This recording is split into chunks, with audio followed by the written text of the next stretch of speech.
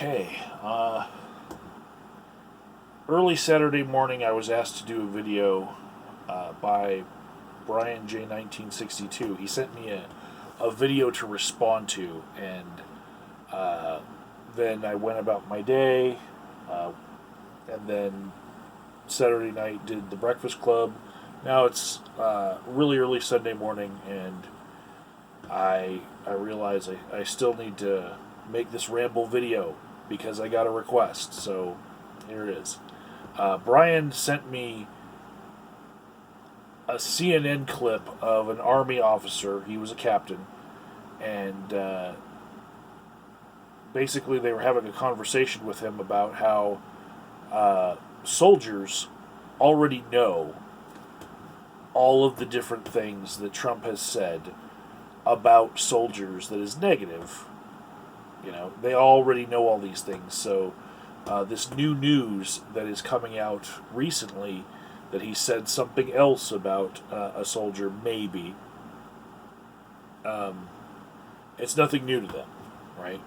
They're used to him saying that, of the late Senator John McCain, he was like, well, I prefer people who didn't get caught.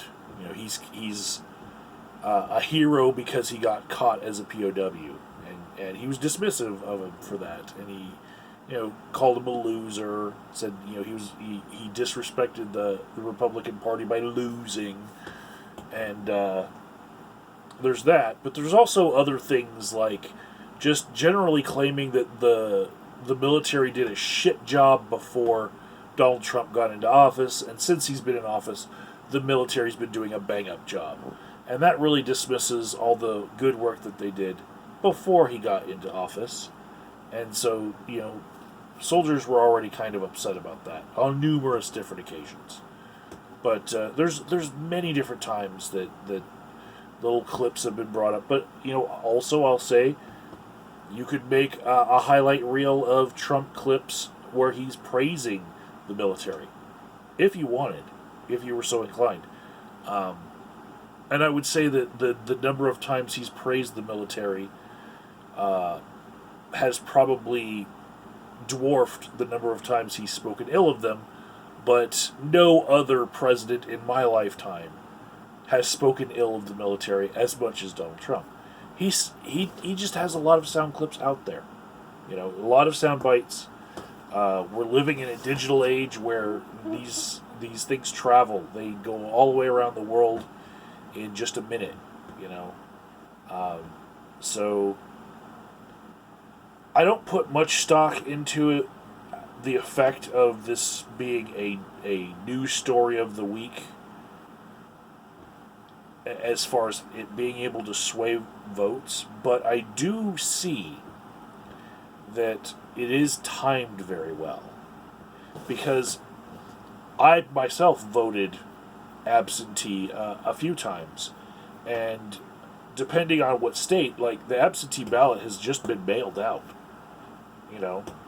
depending on where that soldier actually lives and votes from. So they're getting this news being pushed in the news cycle at right around the same time that people who have absentee ballots are going to have their ballots in hand. Maybe they're like waiting right there in their mailbox, right? And that's important. That's good timing as far as strategy if the media were colluding with the Democrats' agenda, of painting Trump as an anti-military person, largely, I think that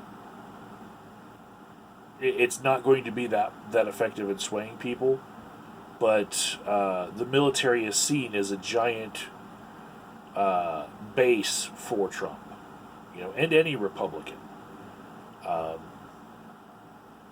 While I was in, they were the party of choice, especially because they tended to give the military pay raises, whereas other presidents did not. And you know, as buying votes as that is, um, it does mean something, especially for a very impoverished class of people. You look at how much soldiers make, and I doubled my money easily after I left the military, and that's taking into account allowances for housing and sustenance, right? Around the time that I left the military, uh, they had started giving single soldiers the same sort of BAS payments for food that they were giving uh, married soldiers that were not allowed to eat in the chow hall. They basically made it so everyone could eat in the chow hall. You just swipe your ID card, and then it would just be deducted for your pay if you ate in the chow hall. And if you decided to never eat in the chow hall, that was your choice too. You just didn't eat the chow hall food, and you got all of the money, right? So that was the system they went to, around 2002 ish. And when I left that system, I was getting pretty much the highest pay that I could get at my rank. And when I left and then went to the private sector with the same job, right? Basically going from a job with BDUs on to a job with a lab coat. Same equipment I was working on. I was getting paid twice as much, right? So the party that gives pay raises to the soldiers is going to win out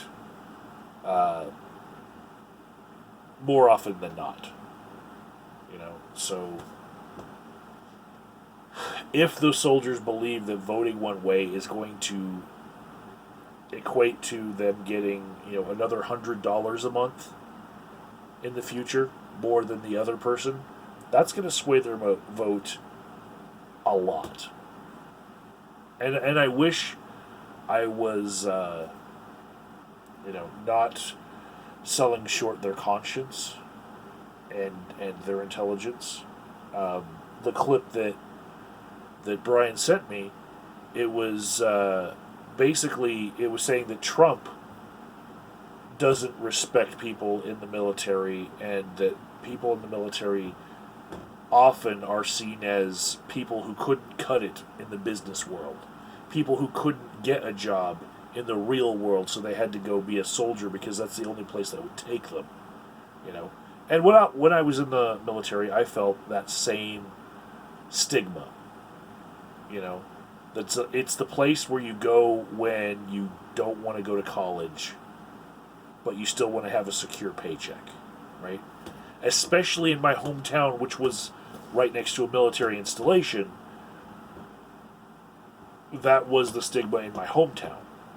Now, I don't know that it's that way across the whole United States, but military towns, they have this different feel for what a soldier is. They oftentimes look at soldiers as being like bottom of the barrel people, rather than how they're praised in other cities as being people who sacrificed their time to defend the country. I say all this because the CNN clip was trying to make the connection between Trump and that sort of stigma, that Trump thinks about you, the soldier, like all of those people who think that you're just a loser who couldn't get an education. And I think that point of view could be something leveraged to maybe sway a few votes. But the person that they had in the clip, again, was a captain in the Army. And there's a giant caste system in the Army that some people don't realize. The officers and the enlisted men, right? And it being an officer a captain saying that there's the stigma that if you join the military, that you're not educated. Um, he had to have an education in order to get his commission. If you know that somebody is an officer, you automatically know that they had a degree in order to get their commission, right? It's the enlisted men, the larger portion of the Army, that suffer from this stigma, and a lot of it comes from the officers, right? So I don't feel like they had the right person to deliver the message. If they had, a sergeant in the Army that was, working their way up from maybe not being able to afford college, and so he joined the Army for the GI Bill. Something like that, it speaks a lot more when they're talking about that stigma than somebody who was able to go to college prior to getting their commission in the Army. See what I'm saying?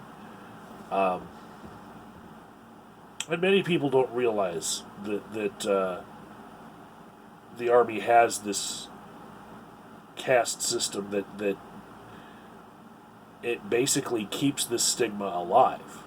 It is very hard to rise up through the ranks as an enlisted person and then transition to being an officer. I've seen it done. They have programs for it, right? It's the rarity. It is. Like, if people are going to be an officer, normally they're a silver spoon in their mouth person that came from a well-to-do family that put them through college first. Maybe it was West Point. Maybe it was some other college. But most officers don't come from the ranks of enlisted. It's very hard to rise up out of poverty, no matter what career you choose, right? So, yeah, I think pointing out where Trump disrespects the military as being inept and tying it to that stigma that hurts on a more visceral level, it might be a good tactic, and I think that it should probably be applied more than just 2 months before the election, right when they get their ballots. This is something that really needs to be hammered home, over the course of a year, maybe, to really sway someone's opinion. I really think that, they're trying their hardest with the timing of this being the news issue of the week, but largely I think people have already made their decision, and many people who are getting that absentee ballot, if they're serving overseas, they might not even have a chance to check the news this week, in between everything else they're doing. So, it's worth a shot, I guess, to, point out the temperament of the president. But I think, just like this captain in this news clip said, and I'll try to link it in the description box, they already know.